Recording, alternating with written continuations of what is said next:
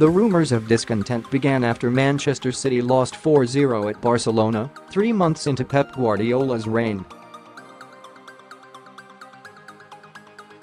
Sergio Aguero started on the bench, with Kevin De Bruyne preferred to lead the Blues line as false number 9 in his place. For a while it seemed to work as City matched the Catalan giants and were denied a clear penalty when the irrepressible Raheem Sterling was tripped.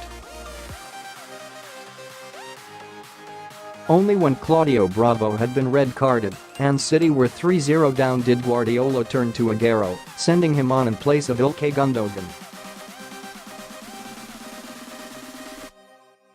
After the final whistle, Aguero was spotted deep in conversation with his close pal Lionel Messi, the pair hiding their words behind their hands to thwart the lip readers. You could imagine that Aguero's exclusion from the starting lineup might have been the topic of conversation. For City fans, it was a visceral shock. They had spent much of the previous 5 years desperately hoping Aguero would be fit enough to play in the big games, and here was a manager who left him out, even though he was fully fit. The message was clear. Guardiola had picked 10 outfield players who were hard workers and would harry Barca. It was a message being drummed into Aguero in private too.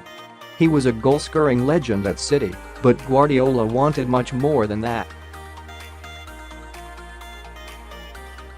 It may have been seen as a criticism, but Guardiola made it plain that it was a compliment. He demanded more from Aguero because he knew he could be a better all-round player.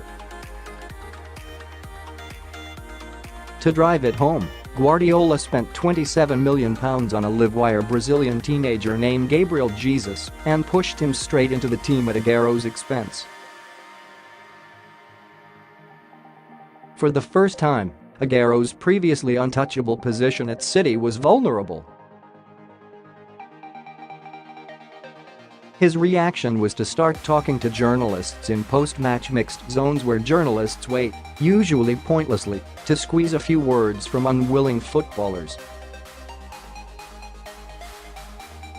Aguero always used to breeze through with a beaming smile and an insincere apology, but suddenly he wanted to speak. He made it plain he was uncertain about his future, and that fueled the rumors that he and Guardiola did not see eye to eye. Their relationship always seemed to be professional rather than warm.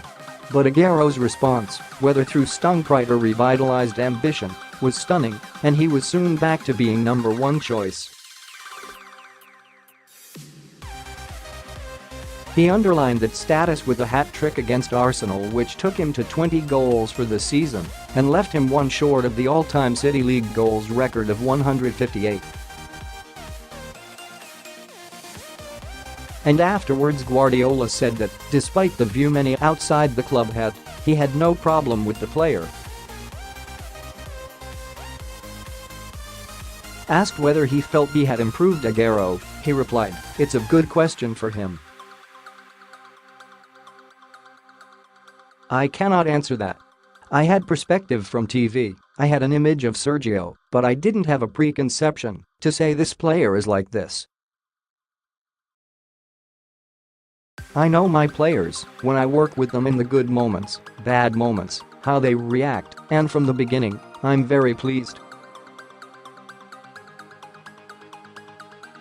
Today's top Man City stories, when people in the first year said I'm not friends with Sergio, as sometimes I played Gabriel or Sterling, as a striker they were my decisions, but I was always delighted with Aguero. It wasn't just that he scored 3 goals, but for how he tried, fought, and worked backwards. He gave absolutely everything for the team. Of course he doesn't have the energy of Gabriel or Bernardo Silva, but every player has his own quality.